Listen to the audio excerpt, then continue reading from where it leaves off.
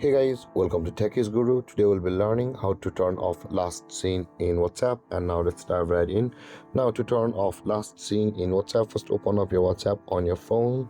And after landing on this interface on WhatsApp, guys, at the top right corner of the screen, you can see there is the three dotted icon available for us. Tap on that three dotted icon. And over here, tap on the settings, which is just below the start messages.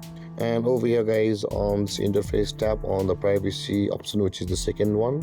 And on this interface again, you can see there is the who can see my personal info. There it says last seen and online. Now in order to turn off your last seen and online, tap on it like this, and this kind of interface will appear where you can see where it says the who can see my last seen at the top of the screen, just below the last seen and online.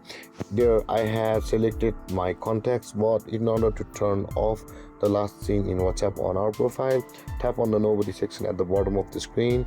And with that being done, guys, the last seen status on WhatsApp on your profile will be turned off, and nobody will be able to know when you were last seen on WhatsApp or when you were last online on WhatsApp. And with that being done, guys, this is how to turn off the last seen on WhatsApp.